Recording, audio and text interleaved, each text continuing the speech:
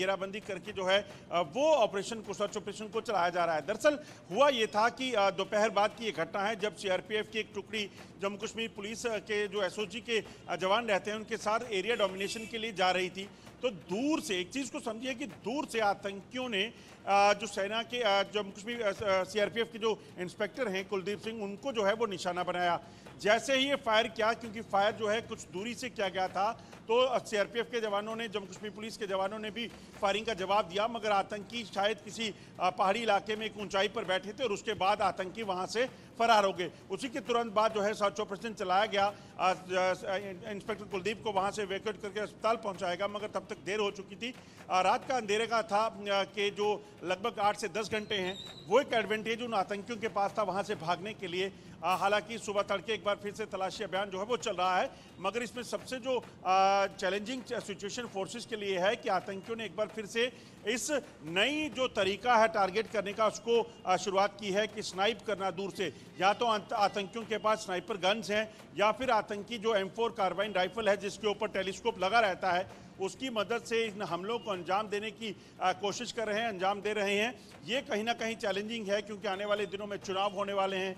आने वाले दिनों में जम्मू कश्मीर में सियासी दलों ने कैंपेन के लिए निकलना है, सुरक्षा बलों की डिप्लॉयमेंट वैसे रहती है, तो कहीं ना कहीं ये खतरा जो है वो बेहद ज़्यादा है। मगर सुरक्षा बल लगातार डटे हुए हैं और पहले इस चीज़ को सुनिश्चित किया जा रहा है कि इस इलाके में छुपे आतंकी जो हैं इनको ढूंढ निकाला जा सके, जिसके लिए अत्याधुनिक गैजेट्स और इक्विपमेंट्स की मदद से, ड्रोन की मदद से उस पूरे इलाके में निगरानी की जा रही है। निगरानी जारी है, सर्च ऑपरेशन जारी, लेकिन हाँ बड़ा नुकसान भी हमारा हुआ है और ये नुकसान पिछले कुछ दिन में बढ़ा है आतंकी घटनाओं के साथ साथ। ग्रुप कैप्टन देवनाथ, इन घटनाओं को आप किस तरीके से देख रहे हैं? और जब जब इस तरह के सर्च ऑपरेशंस चलते हैं, वो सर्च ऑपरेशंस जंगल के इलाकों में होते हैं, ऊंची खड़ी हुई पहाड़ियों के बीच में होते हैं। आतंकियों ने ये ऐसा सेफ एक ठिकाना ढूंढ लिया है जहां वो जानते हैं कि छिप भी जाएंगे और शायद भागने में भी कामयाब हो जाएं। इसके पीछे भी आतंकियों की स्ट्रैटेजी है, लेकिन सेना के जवान अब कैसे मुकाबला करेंगे?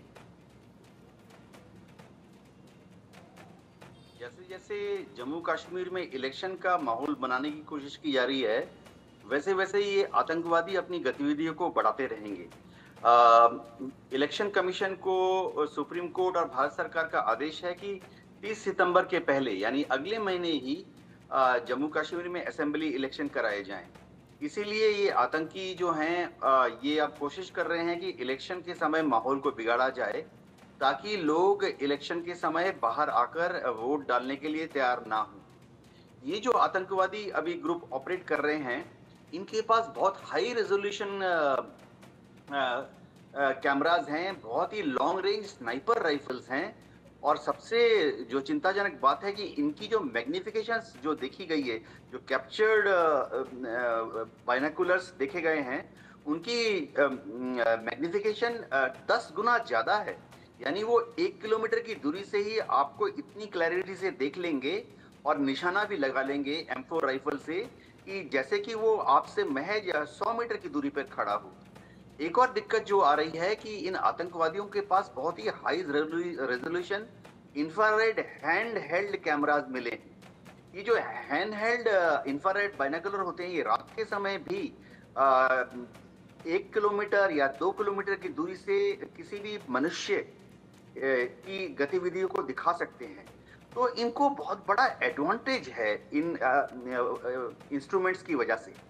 एक और चीज मैं आपको बता दूं कि हैरानी की बात है कि ये सारे इंस्ट्रूमेंट जो हैं ये आमतौर पर सिर्फ रेगुलर आर्मी के पास ही होते हैं। ये सब तामझाम इन आतंकवादियों के पास कहां से आया? एक ही सोर्स है कि इनको पाकिस्तान आर्मी ने जब ट्रेनिंग दी थी और बॉर्डर क्रॉस करा के हिंदुस्तान में भेजा था, उस वक्त इन्होंने पाकिस्तान आर्मी का जो वेपन है, उनके जो खास इक्विपमेंट हैं, कमांडो इक्विपमेंट है, वो देकर पाकिस्तान की आईएसआई ने इनको भारत के अंदर भेजा। जी, जिस तरीके से आप बता रहे हैं कि सीमा पार से साजिशें हो रही हैं, चुनावी इस माहौल में ये जो एक्टिविटीज़ हैं इन पर और ज़्यादा फोकस्ड और ज़्यादा ध्यान देने की ज़रूरत।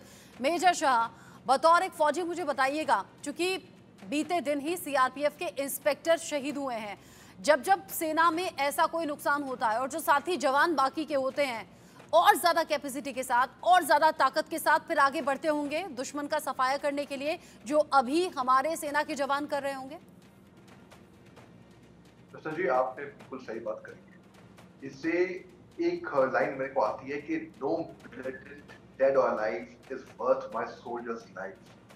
ये हम इसको हमेशा अमल करते रहते थे और ये हम कहते थे एक साथी और भी था, कभी भी किसी को कोई बहादुरी का पुरस्कार मिलता था। अब देखिए इन मिलिटेंट्स ने, उग्रवादियों ने अपनी स्ट्रैटेजी बदली। सन 2003 से 2005 में मैं खुद स्वयं जम्मू के आगे अखनूर पड़ता है, जम्मू रहता है, लाइन ऑफ कंट्रोल पे। तो ये इलाका उस टाइम पे हालांकि गर्मा गर्मी तब भी थी 2003 में, मैं खुद स्वयं 2 ऑपरेशन में आते ही कमीशन होते ही मैंने लिए थे ऐसा, मगर कश्मीर में ज्यादा गर्मी थी। अब इन्होंने स्ट्रैटेजी बदली है, कश्मीर साइड से ये जम्मू आ गए और इतने भारी नुकसान हमको उठाने पड़ रहे हैं। जैसे कि ग्रुप कैप्टन जिना साहब ने बताया, इनके पास M4 राइफल्स, इनके पास बाइनोकुलर्स, ऐसी घातक इनके पास टेक्नोलॉजी है।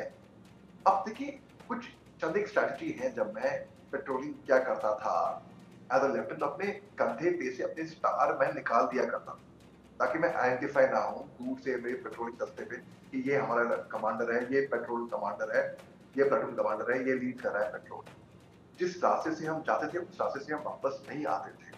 हमने एक सेट पैटर्न नहीं इस्तेमाल किया, यानी कि सुबह 5 बजे जाना है तो हम अगली बार जरूरी नहीं हम 5 बजे ही जाएं, हम टाइमिंग को 15-20 मिनट ऊपर नीचे कर देते हैं। तो इस तरीके से मैं मानता हूँ कि स्ट्रेटेजी इन्होंने भी कुछ सीआरपीएफ वालों ने भी ऐसे ही कुछ किया होगा, मैं मानता हूँ। और जो उग्रवादी हैं वो ऑब्जर्व करते हैं हमारा पैटर्न। अच्छा, अगर रोज इस रास्ते से जा रहे हैं, 5 बजे यहाँ पर कैंप कर रहे हैं, तो हम घातक हमला यहीं पे लगाएंगे। हम अगर पैटर्न ही बदल दें, उनको चकमा देते हैं, तो वो कैसे कर पाएंगे हम पे हमला। दूसरी बात, जो इंटेलिजेंस नेटवर्क है वो अहम है, सबसे प्राइम, क्योंकि इंटेलिजेंस के आधार पर ही हम ऑपरेशन लॉन्च कर पाएंगे। बिना इंटेलिजेंस के हम कुछ नहीं कर पाएंगे। जब हमको सूचना मिलेगी कि उग्रवादी आए हुए हैं सरहद के उस पार से, ये इस घर पे रह रहे हैं, तभी हम एक सक्सेसफुल ऑपरेशन। और इसमें बार बार ह्यूमन इंटेलिजेंस का जिक्र आता है ताकि लोकल सपोर्ट को और ज़्यादा सही तरीके से ढूंढा जा सके, खात्मा किया जा सके, बेनकाब किया जा सके। अजय जांडियाल, चूंकि जब जब इस तरह जंगल के इलाकों में इससे पहले जो सर्च ऑपरेशंस चले हैं, कई बार 4 दिन, 5 दिन, हफ्ता, 10 या उससे ज़्यादा दिन भी चले हैं, अभी जो कल की घटना है उसके बाद सर्च ऑपरेशन जंगल के इलाकों में तेज कर दिया गया है, लेकिन साथ ही साथ आज से चुनावी प्रक्रिया में भी तेजी आनी थी। अब ऐसे में क्या किसी भी तरीके से चुनाव का काम प्रभावित होगा इस तरह की घटनाओं से? देखिए, जम्मू कश्मीर में चुनाव तो होंगे, जिसका जिम्मा जो है वो इलेक्शन कमीशन ने लिया है और सुरक्षा बलों और एडमिनिस्ट्रेशन जो है वो पूरी तरीके से तैयार हैं। अतिरिक्त सुरक्षा बलों की तैनाती जो है वो पहले से हो रखी है। पार्लियामेंट इलेक्शन के लिए जो यहाँ पर सुरक्षा बलों की टीम्स आई थी उनको अलग अलग जगह पर डिप्लॉय किया जाएगा। मगर आप जो कह रही हैं बिल्कुल, ये चुनौती भरा जो है वो सुरक्षा बलों के लिए रहने वाला है। मैं आपको बताऊं, जो बात की जा रही है इस वक्त, जो आतंकियों के पास वेपन है, चाहे वो M4 कार्बाइन राइफल है जिसके ऊपर एक स्कोप लगा रहता है, उसी तरह से आपको याद होगा कुछ समय पहले कुपवाड़ा से एक आतंकी जब मारा गया था तो उसके कब्जे से स्टीयर AUG राइफल जो है वो मिली थी, जिसके ऊपर 1.5x का जो स्कोप जो है वो लगा रहता है, जो नाइट विजन डिवाइस युक्त होता है, जिससे आतंकी मतलब कि लगभग किसी भी एक चीज़ को 1.5 गुना ज़्यादा बेहतर और पास जो है वो देख सकते हैं। इसी तरह से M4 carbine rifle American made वो राइफल है जिसका इस्तेमाल अमेरिकन फोर्सेस ने युद्ध के दौरान जो है अफगानिस्तान में किया। जब वो वहाँ से वापस लौटे तो कई हथियार वहाँ छोड़ गए थे और पाकिस्तान ने भी अपनी फोर्सेस और अपने जो लड़ाके हैं उनको वहाँ पर भेजा था अफगानिस्तान में। तो जो सूत्र बता रहे हैं कि ये वो वेपन है जो वहाँ से पाकिस्तानी सेना ने लिया और उसके बाद जो है वो इन आतंकियों को मुहैया करवाया। तो यकीनन ये जो हथियार हैं, गैजेट्स हैं, कम्युनिकेशन डिवाइसेस हैं जो चीन से पाकिस्तान को मिले और उसके बाद आतंकियों तक पहुँचे, ये वो हैं जो इन आतंकियों को सर्वाइवल के लिए, रहने के लिए और सरहद पार बैठे पाकिस्तान में उनके आकाओं से बात करने के लिए मदद देते हैं ताकि ये ट्रेस ना हो पाएँ। मगर सुरक्षा बलों ने भी लगातार कमर कसी हुई है और इस चीज़ को सुनिश्चित किया जा रहा है कि देश में जो मौजूद आतंकी हैं, जम्मू कश्मीर में जो आतंकी मौजूद हैं, उन आतंकियों का सफाया जल्द से जल्द करना है।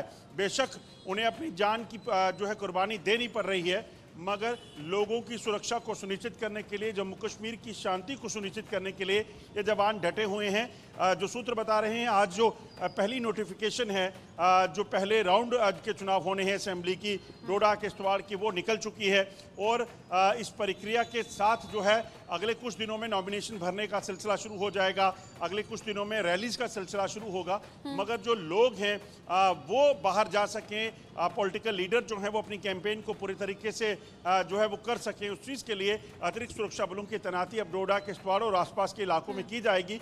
हालांकि जो सूत्र बता रहे हैं, लगभग 40 से 45 आतंकी जो हैं वो डोडा किश्तवाड़, उधमपुर और ये जो कठुआ का पहाड़ी इलाका है, जंगल का इलाका, वहाँ पे सक्रिय हैं।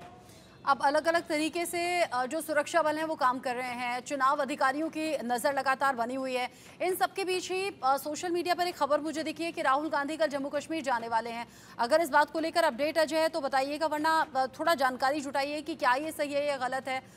यूके देवनाथ सर, चूंकि लोकसभा इलेक्शन के रिजल्ट्स के ठीक बाद से इस तरह के जो घटनाएं हैं वो लगातार बढ़ती हुई नजर आ रही हैं। आतंकियों की घुसपैठ हुई, आतंकी हमले हुए, घात लगाकर हमले किए गए, ये अलग अलग तरीके से लोगों में दहशत पैदा करने के इरादे से की गई घटनाएं हैं। तो क्या अब जब चुनावी प्रक्रिया शुरू, जैसा अभी अजय बता रहे हैं कि नॉमिनेशंस होंगे, कैंपेन होंगे, फिर वोटिंग का सिलसिला, क्या आगे आने वाले वक्त में और भी ज़्यादा अटेंटिव रहने की ज़रूरत है? और क्या अनुमान ये कि लोकसभा इलेक्शन रिजल्ट्स के बाद से जो ये घटनाएं बढ़ी हैं वो विधानसभा इलेक्शंस के दौरान और ज़्यादा बढ़ सकती हैं? जी हाँ रचना, इलेक्शन कमीशन जो है वो लगातार गृह मंत्रालय के संपर्क में है और गृह मंत्रालय जो है अब तैयारी कर चुका है कि एडिशनल सीएपीएफ फोर्सेस को, जिसमें कि बीएसएफ की टुकड़ियां हैं और सीआरपीएफ की टुकड़ियां हैं और आईटीबीपी की टुकड़ियां हैं, उनको जम्मू कश्मीर में भेजा जा रहा है। सबसे इंपॉर्टेंट चीज ये है कि नॉमिनेशन के वक्त, अब नॉमिनेशन के लिए तारीख दी गई है 27 अगस्त तक लोग अपना नाम दे सकते हैं और 28 अगस्त से उनकी स्क्रूटनी चालू हो जाएगी और 30 अगस्त का तारीख दिया गया है अगर कोई कैंडिडेट अपना नाम वापस लेना चाहे। तो अगर सब कुछ प्रक्रिया ठीक रही तो चुनाव जो है 2 या 4 चरणों में होगा। डिटेल्स आएंगी और पहला वोटिंग डेट शायद 16 सितंबर को पड़ेगा। तो रचना, ना सिर्फ एडिशनल यूके देवनाथ सर, 18 सितंबर, 25 सितंबर, 1 अक्टूबर इलेक्शंस की डेट आ गई है, 4 अक्टूबर रिजल्ट आ जाएगा। गृह मंत्रालय ना सिर्फ एडिशनल सिक्योरिटी फोर्सेस भेज रहा है, वरन बहुत ज्यादा जिम्मेवारी दी गई है इंटेलिजेंस सोर्सेस को कि अगर उनको कहीं पर भी कोई अराजकता फैलाने वाले तत्वों के बारे में पता लगता है तो वह तुरंत उसकी सूचना सिक्योरिटी फोर्सेस को दें। जो अलग अलग पार्टीज के जो पोलिंग एजेंट, ये सब इंतजाम जरूरी भी हैं यूके देवनाथ सर। अजय, क्या कंफर्म है इसको लेकर अभी कोई अपडेट दे पाएंगे? जल्दी से, बस 10 सेकेंड है। जी बिल्कुल, आपको बताऊं, राहुल गांधी जो है वो कल जम्मू कश्मीर के दौरे पर पहुंचेंगे और आपको बता दूं कि जो जानकारी है, राहुल गांधी इस दौरान जो है जो नेशनल कॉन्फ्रेंस के साथ अलायंस को लेकर चर्चा हो रही है, उनके साथ एक बैठक हो सकती है और उसको फाइनल शेप जो है मिल सकती है। यानी जो पिछले दिनों अजय बातें चल रही थी कि जैसे ही चुनाव की डेट सामने आ गई है, अब गठबंधन पर बात होगी, तो हो सकता है ये मीटिंग बहुत ज्यादा इंपॉर्टेंट हो। नजर आप रखिएगा, आगे जो भी अपडेट होगा अजय आपके जरिए दर्शकों तक पहुंचाएंगे। साथ ही major Shah, UK Devnath sir, बहुत शुक्रिया आप सभी का मेरे साथ में जुड़े रहने के लिए। आगे बढ़ेंगे, आगे बढ़ते हुए जो अगली बड़ी खबर है वो आपको बताएं, लेकिन उससे पहले जम्मू कश्मीर में कैसे अलग अलग घटनाएं सामने आई हैं और इन अलग अलग घटनाओं की तस्वीर, कैसे सेना के काफिले पर हमला हुआ है पुलिस चौकी से 8 किलोमीटर दूर, ये हमले की खबर। और यहाँ सीआरपीएफ के इंस्पेक्टर शहीद हो गए। सेना का सर्च ऑपरेशन लगातार चल रहा है आतंकियों को ढूंढने के लिए, उनका सफाया करने के लिए। आतंक पर प्रचंड प्रहार की ये तस्वीरें हैं, सेना ने पूरे इलाके को घेर रखा है।